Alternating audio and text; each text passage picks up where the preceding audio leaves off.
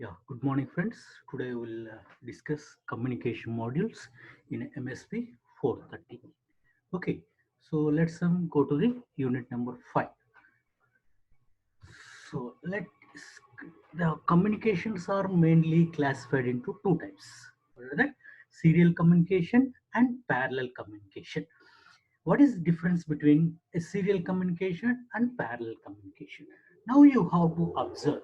Now what is meant by parallel communication? The parallel communication transfer all the bits at a time. So each wire or line, we call as anything. So let them you have to transmit 8 bits are transmitted through 8 lines. If suppose 16 bit are transmitted, 16 lines are required. Okay, so that's why we are called as a parallel communication. The data is transferred from transmitter to receiver. And come to the serial communication. In the serial communication, the data is transmitted bit by bit by bit, from transmitter to receiver, bit by bit. So here we require only one line is enough to transfer from transmitter to receiver.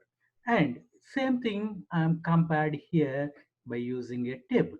So all bits of a data are transmitted simultaneously on separate communication lines. But here, all bits of data are transmitted in single communication line. That means one bit comes after another. That's why we are called as a one bit by bit transmission. And come to the here in parallel. In order to transmit n bits, we require n bytes are required or n lines are used. Whereas in serial communication, for n bit transmission, we require only one bit will be transmitted at a time. So we require n bits will be transmitted one by one. Then here, this parallel communication is mainly used for short distance. For example, computer to printer. But whereas serial communication is mainly used for long distance. That is computer to computer or local to wide networks. And whereas parallel communication is a faster than serial communication because all bits will be transmitted at a time. So whereas serial communication has usually slow transmission, but whereas parallel communication is costly because we have to connect more number of wires from transmitter to receiver. That's why it is a costly. But whereas serial communication cost very less cost. And here less within a small time more data can be transmitted in parallel communication. But whereas here we require more time for transmitting the data. That is the difference between parallel communication and serial communication. Come to the another transmission. So transmissions are mainly classified into two types. One is called synchronous transmission and another is called as a asynchronous transmission. So synchronous means you have to observe for transmitter and receiver we need the clock. We need the clock for transmission and receiver, both are operating with the same frequency. That's why we are called as a synchronous. And here the format of a synchronous transmission is consists of two bits for synchronous characters. What is that? Two bits are used for synchronous and remaining bits are used for data. So each character can be represented number of data bits. So that is either 8 bits or some communication we are using 7 bits. Okay, so here the data is packed with synchronous characters. So each character consists of two synchronous bits and 8 bits of a data. So like that we have to transmit from transmitter to receiver number of characters sequentially. Okay, that means continuously from transmitter to receiver. Come to the asynchronous. Here, no need to the clock. No need to the clock. Clock are not required. Just we have to transmit the data along with start, stop with the parity bits. So here you don't want use asynchronous. That means you don't want use the clock pulses. Okay, so if you are using the clock pulses, that is called as a synchronous, whereas if you're not using the clock, we are called as a asynchronous transmission. So what is the difference between synchronous and asynchronous? We'll see. So let synchronous, already we know in the synchronous the data is transferred, the data is transferred continuously from the transmitter to receiver with regular timing. Whereas in the asynchronous mode, the data is transmitted to receiver with parity bits along with start and stop bits.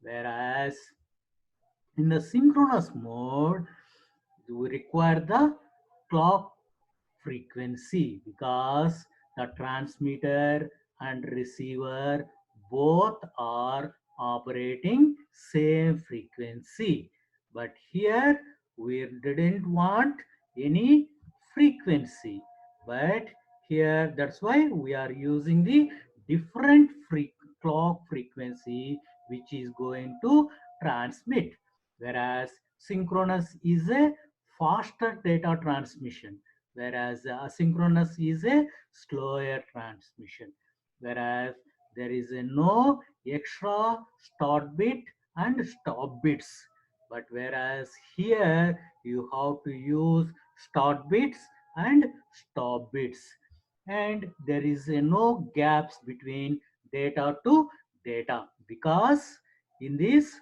the continuously in data will be transmitted in synchronous transmission, whereas in the asynchronous there is a gaps between one character to the another character, whereas in the synchronous we are using a constant time for data transmission, whereas here asynchronous depending upon the number of bits the time interval will be varied, but whereas this synchronous is mainly used for chatting in the rooms and video conferences, whereas asynchronous is mainly used emails and websites. Okay, this is the main difference between synchronous and as well as asynchronous data transmissions. Okay, then come to the transmission modes. Generally, in the communication, we are mainly use three types of transmission modes, which is called as simplex method, half duplex method, full duplex method. Okay, let what is the simplex method? Simplex method, you have to observe terminal A is called as a transmitter, terminal B is called as a receiver. So transmitter to receiver, only one line will be available, only one direction is available. So that means the only transmitter sends the data and receiver receives the data. This type of method is called as a simplex method. For example, keyboard. So keyboard to monitor. That means the data will be transmitted from keyboard to monitor, but the opposite is not available. That is, monitor to keyboard is not available. So that is a example for simplex method. But whereas come to the half duplex, in the half duplex, the data is transmitted from transmitter to receiver. At the same time, receiver to transmitter. Both way will be available. But this will be happen only one at a time. That means at first time the data is transmitted from terminal A to terminal B. In the second time, that same through the same line, from data is transmitted from terminal B to terminal A. So, for example, walkie-talkie. So, if you are talking at that time, you have to press. If you are listening at that time, you can release the button. So that is the use which is available in the, you can observe in the traffic police which are using walkie talkies. And come to the last one, full duplex. Full duplex means consists of two lines, one line for transmission, another line for receiving. So that's why both transmission and receiving both will be performed simultaneously. Okay, so that means if a transmitter A will be transmitting the data and terminal B will be receiving the data. At the same time, terminal B will be transmitting the data and terminal A will be receiving the data. That means the terminal A transmitting and as well as receiving the data in at a time. So that's why we are called as a full duplex method. So for example, our mobile phone. So in the mobile phone, we are using for both communicating both at a time. Okay, this is called as a full duplex method. Okay, then come to the our MSP 430.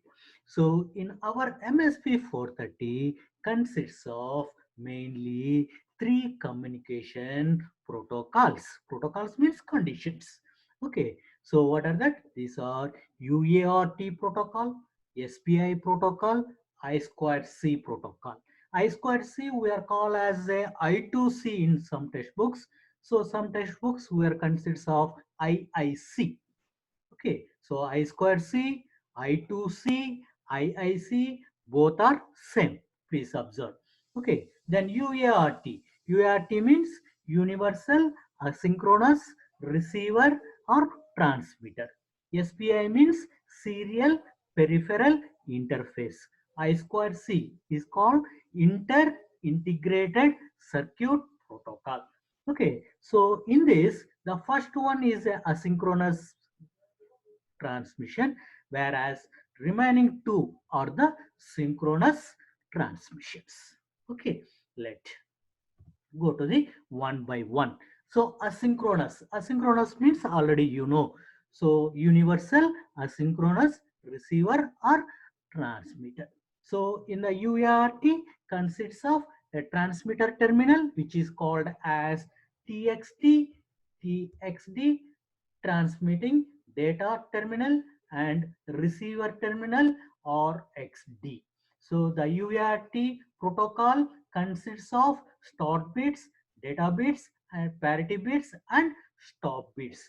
So in UART, in our UART, in our MSP 430, it consists of one start bit, 5 to 8 bits are used for data bits, and 1 bit for parity, and 2 bits for stop bits. You can observe the format of the UART. So one stop bit, 5 to 8 bits of the data bits, and 1 bit for parity, and 2 bits for stop bits. Okay, this is the format for UART.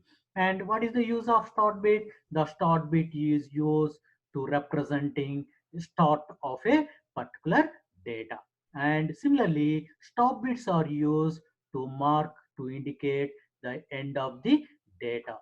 Then parity bits are used for error checking. So error checking either odd parity or even parity, that is depending upon number of ones in a data, is odd parity or even parity.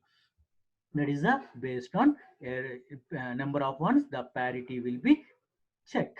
Then these data rates, that means how much data is transmitted, is measured by using baud rate. What is that? Baud rate here mainly consists of two definitions. Baud rate means number of characters transmitted per second, but whereas bitrate means number of bits per second. The units are both are same. The baud rate units and bitrate unit both are same. That is, the units are bits per second. Here the characters are also represented in terms of bits. So that's why the number of characters per second is called as a baud rate. Number of bits per second is called as a bit rate. So in MSP 430, the baud rate is mainly used 9600. So the baud rate, that means the data transmission and receiving at the transmitter receiver is same. That is, number of characters at the transmitter is same as the number of characters per second at the receiver. Okay, then we'll go to the another communication which is called as a SPI protocol. SPI means serial peripheral interface protocol. It is developed by Motorola in 1980s. It consists of one master and so many slaves. Slaves means we have to connect any number of modules, any number of devices. Okay, then whereas SPI is a one method which is to communicating a master and a slave. The master is a microcontroller and slave is a other modules. Okay, let here it is a four-line protocol, four-line protocols. It consists of four signals. These are MSCK, MOSI, MISO, and SS. SCK means serial clock, and MOSI means master out serial in, master out serial in. MISO means master in slave out, and that's why you have to observe the directions. Okay, then SS means slave selection. Individually you can select the slaves, and CS means chip selection and slave selection both are same. So here we have a SPI is called as a four line protocol. Four line protocol. It consists of one master and more number of slaves. Okay, MISO means master in slave out, and MOSI means master out slave in. S clock means serial clock. SS means slave selection. Okay, these are the SPI protocol.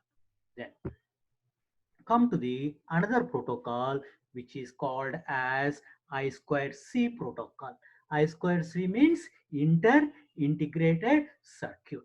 It is developed by Philips in 1980. Okay, It consists of more number of masters and more number of slaves. Okay, and it is a two only consists of two lines are available. These two lines are called STA line, that means serial data access line, and SCL means serial clock line. These two lines. So that's why this protocol is a two-line protocol. These two lines are operated with the power supply of VDD with pull-up resistors.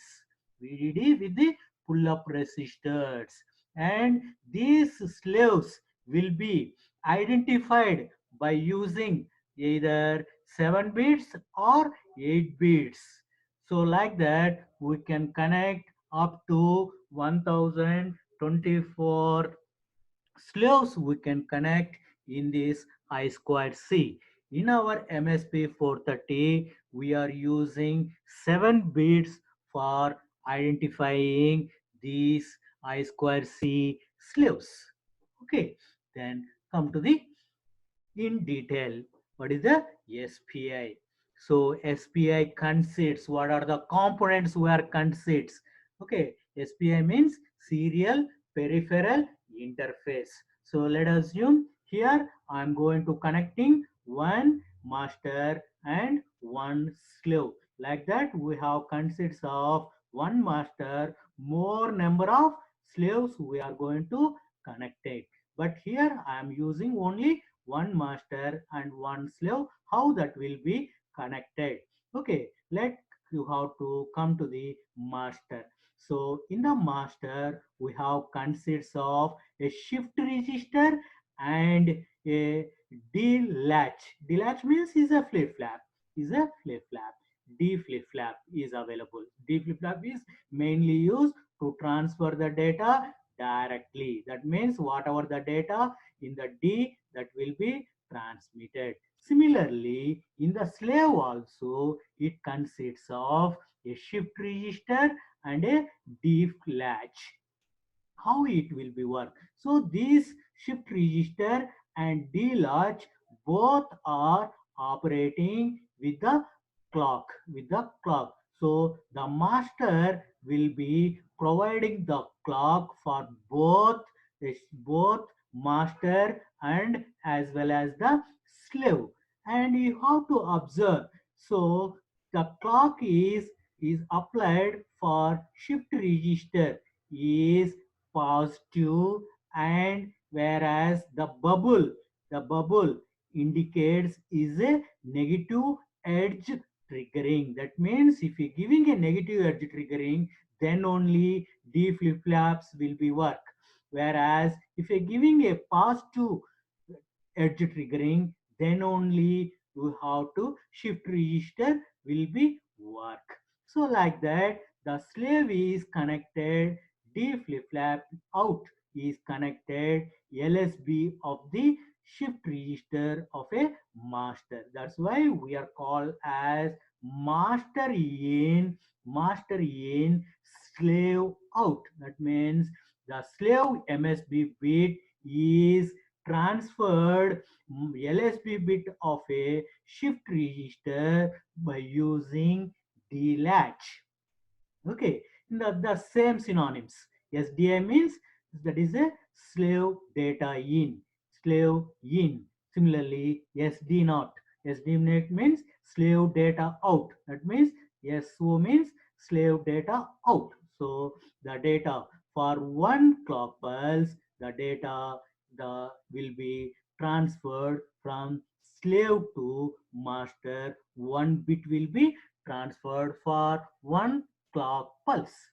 So similarly, the master out, that is MSB, is connected to the slave LSB shift register through the D latch to form a closed loop. To form a closed loop. That means the master out slave in signal is connected to the slave. So the master is connected to the slave by using these signals: master out, slave in, master out, slave in signal. The same synonyms we have to observe here. SD not means slave data out, slave out, or SDI means slave data in, SI means slave in. Okay, these are the same synonyms. And the chip selections will be selected by using the SS. SS means slave selection. And for positive clock pulse, the MSB bit is placed in the D latch. And for negative pulse, negative edge pulse, the delatch bit is transmitted to master. Similarly, here also the MSB bit is transferred into delatch for positive clock pulse, and for negative edge clock pulse, the D flip-flop data bit is transferred to LSB of the shift, LSB of the slip. Okay, this is the example for SPI protocol. So if you have to transmit 8 bits, 8 clock pulses are required, because for every one clock pulse, one bit will be transferred from master to slave, or slave to master. Okay, so that is the SPI protocol. Come to the This SPI protocol is operated in four modes based on polarity and phase, as well as phase. So that is a clock polarity and clock phase. So these two, let in mode 0 we are selected 00, and mode 1 01, mode 2 10, mode 3 11. This SPI is connected in two ways. That is, master and slaves are connected individually, and second case is called master and slave are connected in daisy chain. Daisy chain means continuous. You have to observe how that will be connected. Okay, now come to that first one, individually. So you have to observe individually, you have to connect it. Okay, so all the signals are connected individually.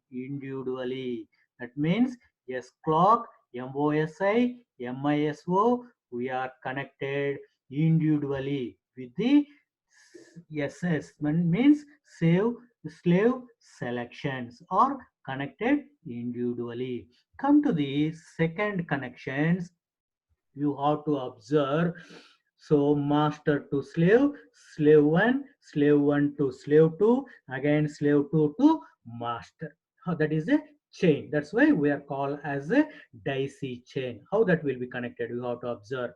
So MOSI of a master is connected to the MOSI of a slave 1, and MISO of slave in slave 1 is connected to the MOSI of slave 2, and slave 2 of MISO is connected to the MISO of the master. So that is a continuous, is a look like a loop. That's why that is called as a daisy chain connections. Okay, this is the SPI protocol. Okay, so thank you.